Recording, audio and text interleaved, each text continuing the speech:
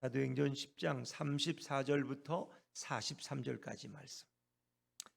34절부터 저와 여러분이 한 절씩 교독하겠습니다. 베드로가 입을 열어 말하되 내가 참으로 하나님은 사람의 외모를 보지 아니하시고 각 나라 중 하나님을 경외하며 의를 행하는 사람은 다 받으시는 줄 깨달았도다. 만유의 주 되신 예수 그리스도로 말미암아 화평의 복음을 전하사 이스라엘 자손들에게 보내신 말씀 곧 요한이 그 세례를 반포한 후에 갈릴리에서 시작하여 온 유대에 두루 전파된 그것을 너희도 알거니와 하나님이 나사렛 예수에게 성령과 능력을 기름 붓듯 하셨음에 그가 두루 다니시며 선한 일을 행하시고 마귀에게 눌린 모든 사람을 고치셨으니 이는 하나님이 함께 하셨음이라. 우리는 유대인의 땅과 예루살렘에서 그가 행하신 모든 일의 증인이라. 그들이 나무에 달아 죽였으나 하나님이 사흘 만에 다시 살리사 나타내시되 모든 백성에게 하신 것이 아니요 오직 미리 택하신 증인 곧 죽은 자 가운데서 부활하신 후 그를 모시고 음식을 먹은 우리에게 하신 것이라. 우리에게 명하사 백성에게 전도하되 하나님이 살아있는 자와 죽은 자의 재판장으로 정하신 자가 곧 이 사람인 것을 증언하게 하셨고 같이 읽습니다. 그에 대하여 모든 선지자도 증언하되 그를 믿는 사람들이 다 그의 이름을 힘입어 죄 사함을 받는다 하였느니라. 아멘. 할렐루야. 네. 오늘 이 저녁에 우리 주님께서 놀라운 능력의 말씀으로 우리와 함께 하시기를 간절히 바랍니다. 자, 우리 사도행전 10장은 이제 몇 번에 걸쳐서 우리가 묵상을 하고 있는데 사도행전 10장의 가장 중요한 메시지는 고넬료와 베드로의 만남입니다.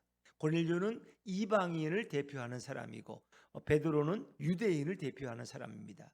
유대인인 베드로와 이방인인 고넬료와의 만남은 하나의 복음의 물줄기의 방향을 바꾸는 매우 급격하고 매우 놀라운 그런 사건임에 틀림이 없습니다. 그래서 이때로부터 복음이 이제 유대의 담을 넘어서 이방인에게도 흘러 들어가게 되었다는 것입니다. 그래서 이방 선교의 구체적인 신학적인 근거가 되는 성경이 바로 오늘 사도행전 10장의 말씀입니다.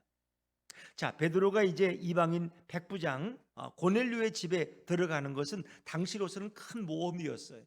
정결한 유대인들은 이방인의 집은 부정하기 때문에 들어갈 수 없어요. 근데 오늘 베드로는 담대하게 고넬료의 집에 들어가서 그 가정에서 말씀을 전하는 그런 과정이 소개됩니다.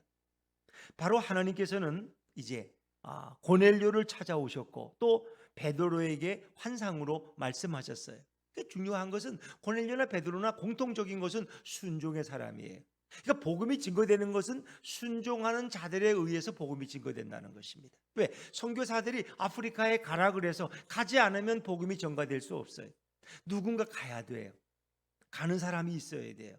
그래서 미얀마에도 가고 태국에도 가고 베트남에도 가고 캄보디아에도 가고 저 브라질에도 가고 하여튼 선교사들이 순종해서 갔기 때문에 복음이 그곳에서 꽃피고 싹트게 되는 거예요.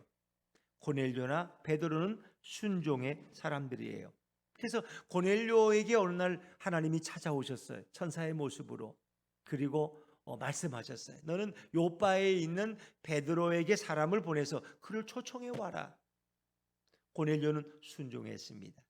영문도 모르고 사람을 보내서 베드로를 초청했어요. 또 그런가 하면 거기서 50km 떨어져 있는 곳에 요바라는 곳에 있던 베드로도 이제 기도 시간에 지붕에 올라가서 그가 옥상에 다락에 올라가서 기도하다가 그런 환상을 보았어요. 보재기에 부정한 음식이 담겼는데 감히 이걸 먹으라고 하나님 말씀하셨어요. 아유, 나는 못 먹, 큰일 납니다. 하나님이 또 먹으라 그래. 내가 깨끗하게 한 것을 너가 왜 부정하다고 하느냐. 먹으라는 거. 3번씩이나 말씀하셨는데 무슨 영문인지 몰랐어요. 자, 그런데 바로 그때 고넬료가 보낸 사람들이 와서 문을 두드리는 것. 여기 베드로 사도가 계십니까? 자, 베드로는 그때서야 그 환상의 의미를 깨달았어요. 그리고 베드로는 묻지도 따지지도 않고 그대로 순종하는 것입니다. 결국 고넬료도 베드로도 주님의 말씀을 듣고 순종했기 때문에 오늘 이러한 위대한 역사가 일어날 수 있었던 것입니다. 자, 우리 33절 말씀을 다시 한번 거꾸로 가서 읽어볼까요? 오늘 본문은 아니지만 33절 말씀입니다. 시작. 내가 곧 당신에게 사람을 보내었는데 오셨으니 잘하였나이다. 이제 우리는 주께서 당신에게 명하신 모든 것을 듣고자 하여 다 하나님 앞에 있나이다. 아멘. 자, 29절에 보니까 무슨 일로 나를 불렀느냐라고 베드로가 물어요. 아니, 당신은 나를 왜 불렀습니까? 그랬더니 고넬료가 지금까지 되어진 일들을 쭉 설명하는 거예요. 하나님이 내게 이렇게 말씀하셔서 내가 당신을 초청했습니다. 이제 우리는 주께서 당신에게 명하신 모든 것을 듣고자 하여 하나님 앞에 있나? 누구 앞에 있다고요? 하나님 앞에. 베드로 앞에 있는 것이 아니라 하나님 앞에 있어요. 우리는 이것을 포람데오라는 신전의식이라는 거예요. 바로 말씀 듣는 이곳이 하나님 앞에 있는 자리라는 것입니다. 하나님 앞에 주께서 당신에게 명한 것을 모든 것 듣고자 하여. 그러니까 예수님께서 당신 베드로에게 뭐라고 말씀하셨는지 우리에게 말씀해 주십시오. 근데 베드로가 결국 소개하는 건 누구를 소개해요? 예수님을 소개하는 거예요. 그러니까 베드로의 설교의 중심은 누구에 대한 거예요? 예수님에 관한 거예요. 이영무 목사의 설교의 중심은 누구에 대한 거예요? 예수님에 대한 거예요. 설교란 예수님을 얘기하는 게 설교예요. 설교는 한참 갔다가 예수님 얘기 잠깐 하고 맞춰지는 게 아니라 예수님에 관해 설교하는 게 설교예요. 그러니까 베드로의 첫 번째 설교도 뭐 첫 번째 설교가 아니죠. 왜 이미 3천 명 앞에서 마가 성령 다락방 성령 강림 후에 그가 나가 여러 번 설교했어요.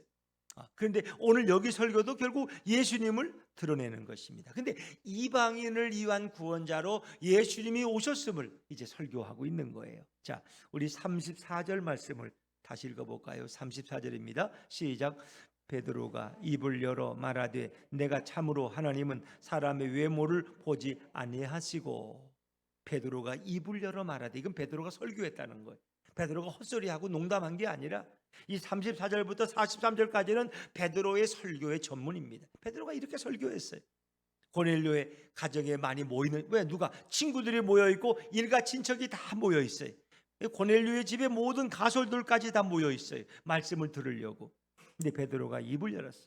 내가 하나님이 이런 분이라는 걸 내가 깨달았다. 근데 하나님이 참으로 어떤 분이냐? 사람의 외모를 보신다, 보시지 않는다? 보지 않으신다. 그렇다고 저럼 또 사람의 외모를 안 보신다고 또 세수도 안 하고 교회 오시면 안 돼, 그냥. 그렇죠? 뭐 잠옷 입고 오시고 그러면 안 된단 말이에요. 그러니까 이 외모라는 걸 어떤 외모를 가리키는 거예요? 내 얼굴의 미모? 아니면 속사람? 아니면 세 번째는 그의 혈통. 뭐 같아요? 혈통. 그렇죠. 뭐 다 맞는데 그가 이방인이냐 유대인이냐 그런 걸 따지지 않는 거예요. 외모라는 건 외형이야. 이제 그 혈통을 보지 않는다는 거예요. 왜? 유대인들은 선민의식에 빠져가지고 우리 유대인만이 택함받았고 우리 유대인만이 구원받았고 이렇게 생각했는데, 이제는 하나님은 이방인까지도, 이방인의 뭐 외모가 다르겠죠, 유대인과는. 그러나 그런 걸 전혀 보지 않으시. 그가 남자이든 여자이든 가난한 자든 뭐 부유한 자든 지식이든 자든 무식한 자든 그걸 따지지 않으시. 하나님은 모든 사람을 다 받으시는데 이방인이라고 다 받는 건 아니야. 거기도 제한이 있다는 거 아세요? 다 잔치에 초청을 하는데 거기 예복을 입지 않은 사람은 어떻게 됐어요? 쫓아냈어요. 예복 입은 사람만 들어갔다는 거예요. 그 예복이라는 게 뭐냐? 바로 이거예요. 자, 우리 35절 말씀, 35절 말씀, 35절 같이 읽죠. 시작. 각 나라 중 하나님을 경외하며 의를 행하는 사람은 다 받으시는 줄 깨달았도다. 아멘. 각 나라 중, 이것은 각 나라라는 것은 유대인이 아니고 유대 민족이 아니고 다른 이방 민족을 얘기하는 거예요. 그 이방 나라가 뭐 많죠. 예루살렘 빼놓고 이스라엘 빼놓고 다 이방 민족이죠. 근데 각 나라 중 어떤 사람들? 하나님을 경외하는 사람, 하나님을 경외하는 사람, 그리고 의를 행하는 사람은 다 받으시는 줄 깨달았도다. 하나님이 다 받으신다는 거예요. 그 당신의 자녀로 용납하시고 품으신다는 걸 내가 깨달았다. 전에는 그걸 못 깨달았어요. 베드로도 유대인이니까 하나님은 유대인만 사랑하는 줄 알았어. 하나님은 유대인만. 그런데 아니야. 하나님은 이방인들도 차별 없이 사랑하시고, 그 이방인들 중에서도 주님을 사모하고 하나님을 경외하는 사람은 다 주님이 품어주시고 당신의 자녀로 받아들이신다는 거예요. 아주 이 놀라운 사실을 깨달았어. 그러니까 이 지금까지는 못 깨달았던 걸 새롭게 깨달은 거예요. 우리도 신앙생활 하면은 뭔가 이렇게 이게 옳지 하고 이렇게 그냥 문득 믿던 게 있어. 뭐 특별히 성경에 있는 것도 아닌데 그렇게 그냥 알고 당연하게 여겨. 근데 어느 날 그것이 아니라는 걸 알게 될 때 우리 놀랍다는 것입니다. 그러니까 예수님 시대에는 창기와 세리들은 죄인이야. 그들에겐 구원도 없어. 그들은 가까이에서도 안 될 사람들이야. 근데 예수님은 주로 그분이 식사하는 자리에 창기와 세리들을 초청해서 같이 대화하고 그들과 함께 마셨다는 거예요. 그러니까 예수님은 그 시대에 뭔가 놀라운 개혁을 행하셨다는 거예요.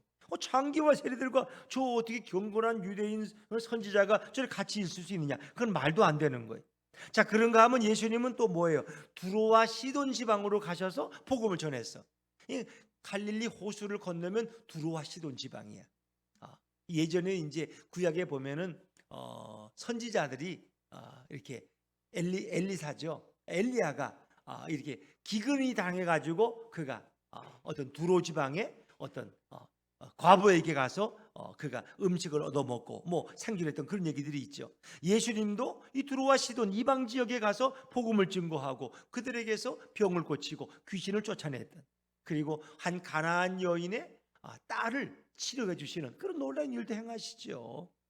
그러면서 예수님이 그 여인의 믿음을 보고 뭐래? 나는 유대인 중에 이만한 믿음을 본 적이 없다는 것입니다. 오히려 로마의 백부장이 예수님께 와서 자기 하인을 위해서 기도해 살려달라고. 그런데 예수님께서는 이 이방인 백부장의 믿음이 어느 유대인보다 더 경건하다고 칭찬하시는 것을 들을 수가 있어요. 자, 오늘 베드로는 이 놀라운 사실을 깨달았어요. 그래서 자기의 깨달음을 소개하는 거예요. 하나님은 사람의 외모를 보지 않으신다. 하나님은 유대인과 이방인을 차별하지 않으시고, 그가 이방인일지라도 하나님을 경외하고 의를 행하는 사람. 의를 행한다는 것은 뭐예요? 결국 예수 그리스도를 믿고 예수님의 말씀을 따라 살아가는 자가 바로 의를 행한다고 할 수 있겠죠. 그런 사람들은 주님이 다 용납하신다 하는 것입니다. 자, 그러면서 이제 우리 예수님께서는 구체적으로 베드로를 통해서 예수님을 소개하고 있습니다. 자, 예수님은 도대체 어떤 분일까? 이 이방인들에게 예수를 어떻게 소개할 수 있을까? 우리 35절 말씀으로 한번 36절 말씀으로 건너가죠. 36절입니다. 시작. 만유의 주 대신 예수 그리스도로 말미암아 화평의 복음을 전하사 이스라엘 자손들에게 보내신 말씀. 만유의 주제, 이런 말이 있죠. 근데 만유의 주가 되시네. 만유라는 것은 모든 민족, 모든 열방이에요. 모든 민족의 구주가 되시는 예수 그리스도로 말미암아. 예수님 바로 그런 분이. 그래서 제가 앞에 이 찬양을 부를 때 그 찬양 가사에 어떤 내용이 나옵니까? 만유의 주제, 존귀하신 예수, 사람이 되신 하나님.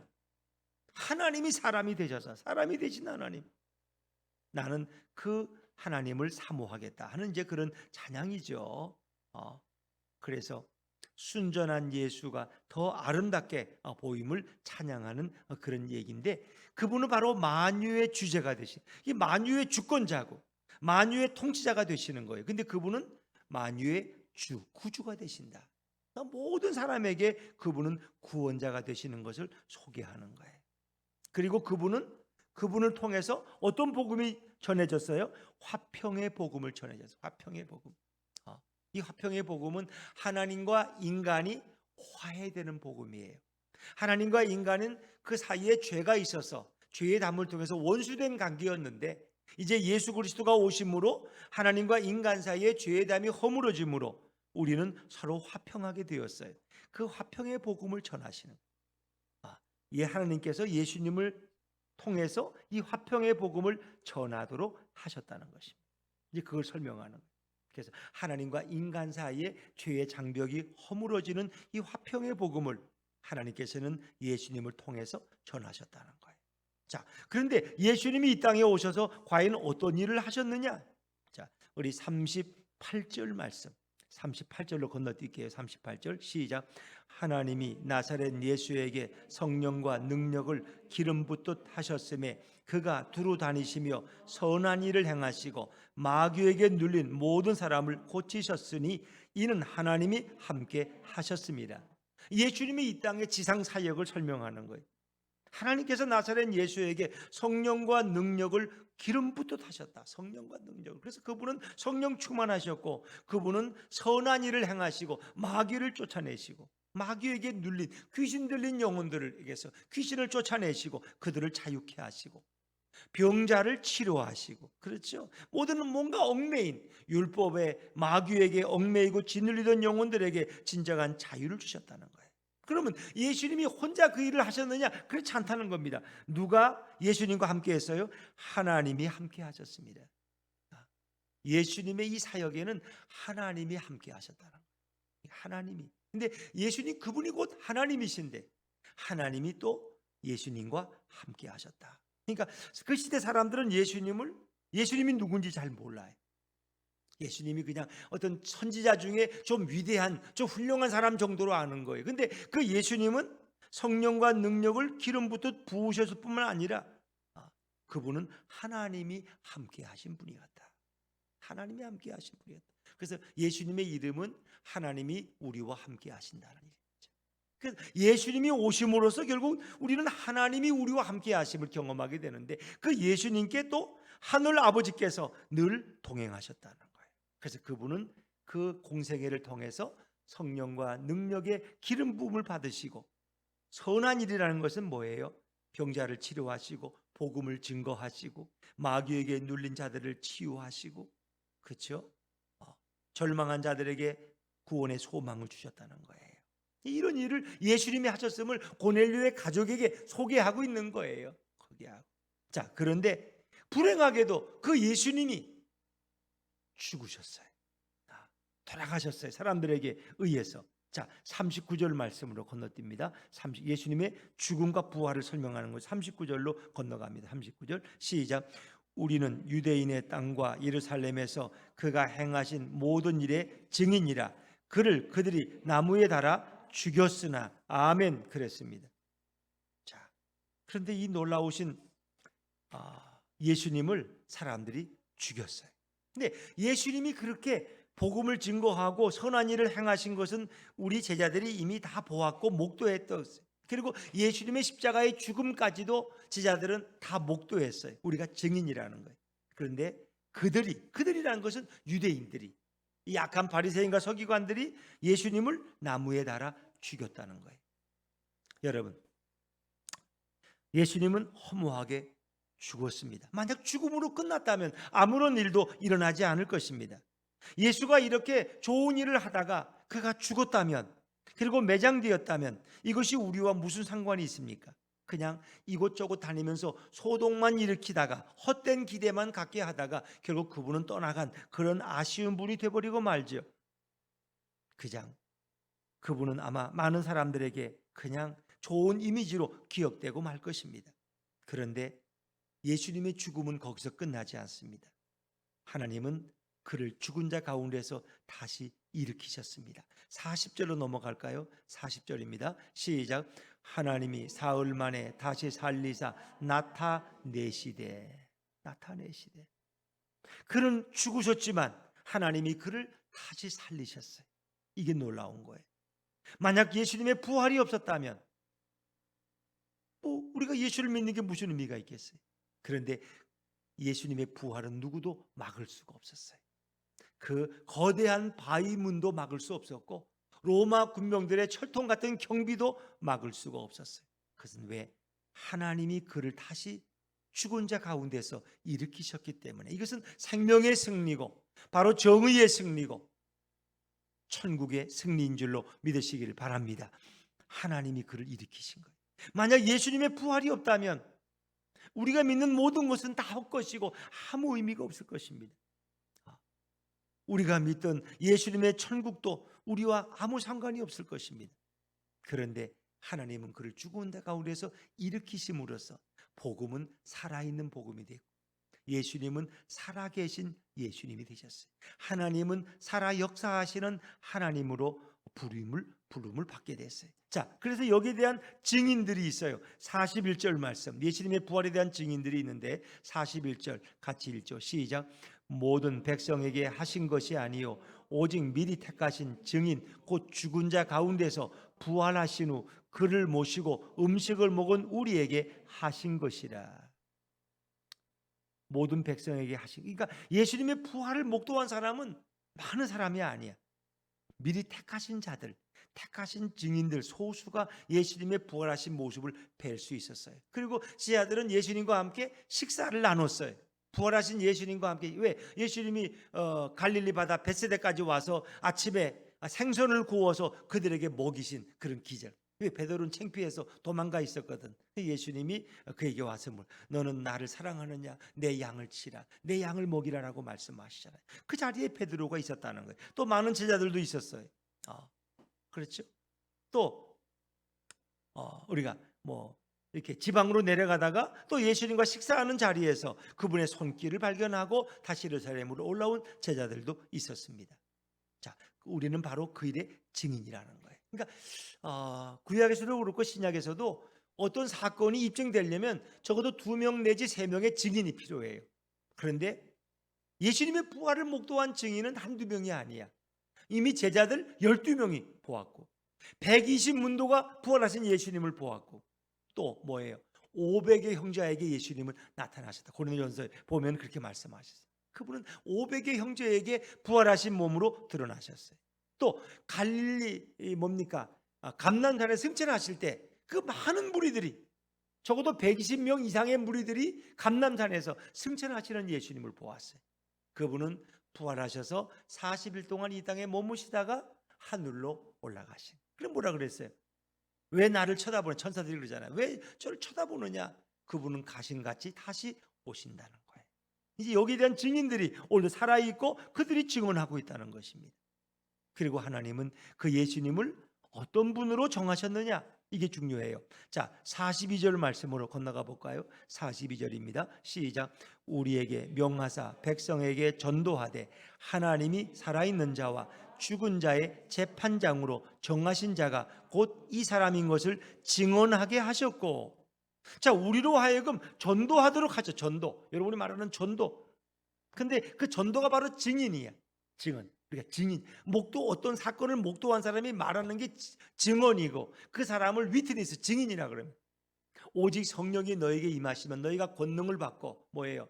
사마리아와 예루살렘과 온 땅까지 가서 내 복음의 증인이 되리니. 증인이 바로 가서 이 복음을, 십자가의 복음, 부활의 복음을 전도하는 거예요. 전도하는 거. 그런데 오늘 예수님을 어떤 분으로 정하셨느냐? 하나님께서는 살아있는 자와 죽은 자의 재판장으로 예수님을 정하셨다는 거예요. 예수님은 하늘과 땅의 모든 권세를 가지셨고 그분은 산 자와 죽은 자의 재판장으로 하나님이 그를 정하셨다는 거예요. 그러니까 살아있는 자들도 예수님의 재판을 받아야 돼요. 이미 죽은 자들도 예수님의 재판을 받아요. 예수 그리스도가 우리의 재판장으로 하나님이 그를 이 땅에 보내셨다는 것입니다. 여러분, 재판장의 권위가 얼마나 놀랐습니까? 요즘 국민의힘이 결과가 아직 이제 안 나왔겠지만 전 대표 이준석이 하고 또 국민의힘하고 해서 가처분이고 뭐고 해서 비대위를 정지시키느냐 기각하느냐 인용하느냐 그것 때문에 얼마나 복잡해. 그 누구의 권한이야? 재판장의 권한이야. 재판장이 그렇게 재판을 하면은 그 비대위가 또 무위로 돌아가면은 또 비대위원장도 없고 비대위원도 없어. 그냥 원내 총무 체제로 또 가야 돼. 그러니까 재판장의 권한이 막강해요, 안 해요? 막강하죠. 국회의원이 110명이나 돼도 그 재판장의 판결에 그냥 따를 수밖에 없는 거야. 그 법이기 때문에. 근데 재판장들이 보는 것도 사실 유도리는 있어요. 어떤 점을 더 중점적으로 보느냐에 따라서 좀 시각이 다른 결과가 나올 수 있죠. 똑같은 사례에 따라서 재판의 결과가 달라진 경우는 수도 없이 많아요. 그 재판장의 성향이나 그 재판장의 어떤 관심이나 그가 중요하게 여기는 가치관에 의해서 얼마든지 재판의 결과는 달라질 수 있어요. 그래서 이제 그 기관들은 왜 정치의 영역에 자꾸 판사들이 자꾸 왜 개입하려고 그러느냐? 이건 정치인은 정치인들이 하는 것이다. 뭐 이렇게 얘기하지만 또 법정에 갔으니까 그분들은 절차를 또 따지는 거죠. 여러분, 재판장의 권위는 막강한 거예요. 재판장이 왜? 한 사람을 살릴 수도 있고 한 사람을 죽일 수. 물론 우리나라는 사형 제도가 없지만은 예전 같으면 억울하게도 죽는 사람이 많았어요. 그러니까 뭐 20년, 30년 전에 사건들이 다시 드러나잖아요. 그렇죠? 화성 유명한 살인 사건. 그렇죠? 근데 그 사람 무죄잖아. 근데 만약 사형을 시켰더라면 그 사람 어떡할 뻔했어? 살아 있었기 때문에 보상을 받고 자기가 죄인이 아니 살인자가 아니라는 걸 누명을 벗었어. 그리고 진짜 살인자가 잡혔어. 근데 그 살인자가 감옥에 들어가 있다가 어떻게 이제 그게 돼가지고 그렇게 살인자가 잡혔어요. 그러니까 만약에 사형 제도라는 건 또 그런 위험성이 있어. 10년 후에 진짜 죄인이 나타나는데 그거 뭐 사형시켜버리면 어떡할 거야. 그거 다 돌이킬 수가 없잖아요. 그러니까 재판장의 권한은 대단한 거예요. 근데 이 모든 인류의 살아있는 자와 죽은 자의 재판장으로 하나님이 세우신 자가 바로 예수 그리스도라는 거예요. 이제 그것을 우리로 하여금 증언하게 했다는 거예요. 어찌 보면 전도라는 건 그런 거예요. 당신이 살아있으나 죽으나 당신은 예수 그리스도의 심판을 받아야 됩니다. 이 땅에서는 예수를 잘 믿으면 우리는 면제됩니다. 그럼 사람이 죽으면 끝입니까? 아니에요. 히브리서 9장 20절에 보니까 한 번 죽는 것은 사람에게 정한 것이요 죽은 다음에는 뭐가 있어요? 심판이 있다. 심판이 있다. 죽은 자들을 거기서 육체의 죽음으로 끝나는 게 아니라 그 영혼의 고통스러운 심판이 또 기다리고 있다는 것입니다. 그렇죠? 예수님은 바로 이 땅에 하나님이 세우신 재판장으로 오셨다. 그래서 요한복음 11장 25절 26절에 보니까 나는 부활이요 생명이니 나를 믿는 사람은 죽어도 살겠고 살아서 나를 믿는 사람은 영원히 죽지 아니하리니. 죽어도 사는 거예요. 왜? 죽음 후에도 그분은 재판하셔. 믿다가 죽은 사람은, 의로운 사람은 하나님께서 그분을 천국으로 인도하시네. 예수님께서 살아서 죽더라도 그런 영혼이 죽지 않는다. 그 모든 것을 주재하시는 분이 바로 예수 그리스도라는 거예요. 그렇기 때문에 우리는 그분을 전해야 되고 그분의 증인자가 되어야 돼요. 자, 그래서 이제 그 예수님의 이 땅의 재판장 되신가, 그리고 마지막에 그분이 십자가에 죽으신 분명한 목적을 이제 43절 마지막 절에 설명하고 있죠. 43절 말씀, 43절로 한번 넘어가서 읽어보죠. 시작. 그에 대하여 모든 선지자도 증언하되 그를 믿는 사람들이 다 그의 이름을 힘입어 죄 사함을 받는다 하였느니라. 아멘. 그의 이름은 누구의 이름이에요? 예수님의 이름을 힘입어서 죄 사함을 받는다 하였느니라. 인간의 비극은 뭐로부터 시작됐어요? 죄로부터 시작됐어요. 아담과 하와의 죄로부터, 원죄로부터 시작됐어요. 그 인간이 첫사람 아담이 범죄함으로써, 인간이 타락함으로써 인간은 생명을 상실해 버려요. 구원에서 멀어지고 하나님과 인간 사이에 죄담이 가로막혔어요. 그리고 에덴 동산에서 추방당했어요. 결국은 인간과 하나님 사이를 회복하기 위해서는 뭐가 해결돼야 돼요? 죄의 문제가 해결돼야 돼요. 죄의 문제가. 그래서 예수님이 오셔서 죄의 사함을 주셨다는 거예요. 그리고 죄의 문제가 해결되면 생명의 역사가 회복되고 구원받은 백성이 되고 하나님의 자녀가 되는 거예요. 하나님과의 모든 관계가 온전히 바로 서게 되는 거예요. 결국 죄의 문제예요. 이 죄사함. 예수님이 이 땅에 오셔서 하신 가장 중요한 일은 바로 그분이 죄사함을 우리에게 선물하셨다는 거예요. 인자가 온 것은 섬김을 받으려 함이 아니라 도리어 섬기려 하고 자기의 목숨을 그 다음에 많은 사람의 뭐로? 대속물로 주려 함이니라. 이 대속물이라는 건 뭐예요? 우리의 죄사함의 제물이 되고자, 나 대신 죽는 제물, 희생의 제물이 되고자, 속죄의 제물이 되고자 그분이 오셨다는 것입니다. 예수님이 오신 가장 중요한 목적은 바로 우리를 죄에 사하기, 죄에서 우리를 구원하기 위해서, 그리고 그분이 죽은 자 가운데서 부활하심으로 영원한 생명의 구주가 되셨다는 거예요. 이걸 설교하고 있어요. 가장 중요한 메시지는 바로 예수 그리스도입니다. 예수 그리스도, 구원의 길, 생명의 역사가 되시는 분이 예수 그리스도예요. 그래서 많은 사람들이 물어요. 특히 믿지 않는 분들, 이런 분들 대화하면 그래요. 왜 너희 기독교는 꼭 예수냐? 꼭 예수만 믿어야 된다고 왜 그러냐? 고집불통이냐? 너들만 똑똑하냐? 유교를 믿어도 구원의 길이 있고 천주교도 좋고 불교도 좋고 다 기독교도 좋고 다 같은 종교야 다. 종교는 다 아름다운 거야. 하나님은 다 온천하의 하나님이고, 그러니까 어느 거 믿어도 다 바르게 살고 착하게 살면 다 구원받는 거야. 이름만 기독교, 불교, 유교, 천주교 그런 거지 결국 다 하나님의 세상 아니야? 뭐 이렇게 말하는 분들이 있어요. 그럼 또 어찌 보면 그럴 것 같아. 그 사람이 또 통이 큰 것 같아. 우리는 그냥 예수 하는데 사람들은 불교에도 구원이 있고 유교에도 불구원이 있고 말이야. 마호메트교도 구원이 있고 얼마나 호탕하고 좋아. 막걸리도 한잔하고 이거 괜찮아. 하나님이 뭐 째째하게 이런 거 가지고 이러면서 우리 다 같은 형제야. 모든 종교는. 그래서 종교 통일 운동하는 분들 있잖아. 통일교처럼. 그렇죠? 그러면 굉장히 사람이 아주 그냥 화포도 크고 배짱도 있고 뭔가 담대해 보여. 그렇지 않으면 예수 믿는 사람들은 째째하고 예수 믿어야 된다고 그러고. 왜 꼭 예수냐? 왜 꼭 그 많은 길 중에 꼭 예수 믿는 길만 너희는 얘기하냐 말이야. 그런데 그럴 수밖에 없는 것은 뭐야? 사도행전 4장 10절에 보니까 세상 천지에 구원받는 이름은 예수 그리스도 외에는 주신 일이 없는 줄로 믿습니다. 그건 하나님이 예수님의 이름으로 구원받도록 그래 정하신 거야. 아들을 낳으리니 그 이름을 예수로 하라. 그가 저의 백성을 죄에서 구원할 자이심이라. 예수님의 이름은 예수야. 그건 죄에서 백성을 구원할 자야. 구원자. 그리고 그의 이름을 임마누엘이라 하리라. 여러분, 왜 기독교냐? 왜 예수냐? 예수 그리스도 외에는 구원이 없어요. 우리 인생의 죄의 문제를 해결할 분은 예수님 외에는 없기 때문에. 그래서 우리는 어떻게 해요? 기독교는 독특성과 기독교의 유일성이 있는 거예요. 예수 그리스도를 통하지 않으면 구원이 없어요. 나는 길이요 진리요 생명이니 나로 말미암지 않고는 아버지께로 올 자가 없다. 진리를 알지니 진리가 너희를 자유롭게 할 것이다. 그 진리가 누구냐? 바로 예수 그리스도야. 예수 그리스도. 어떤 분은 진리만 얘기하면 목사 이제 질려요. 이제 그만 진리 얘기 그만하세요. 그러는데 우리는 진리 얘기를 해야 돼. 그 진리가 바로 예수님인데, 예수님 그분이 진리인데. 그래서 우리는 복음을 전해야 돼요. 예수 그리스도가 이 땅의 심판자만이 아니라 영혼 죽은 후에도 그분이 우리에게 심판장이 되신다면 예수를 모르고 이 땅에서 죽어가는 자들은 누가 그 영혼을 구원할 수 있습니까? 천국과 지옥이 있는데 누가 그 길을 막을 수 있겠습니까? 우리 부모가 예수를 알지 못한다면, 우리 자녀들이 예수를 알지 못한다면 어떻게 해야 돼요? 우리는 복음을 전해야 돼요.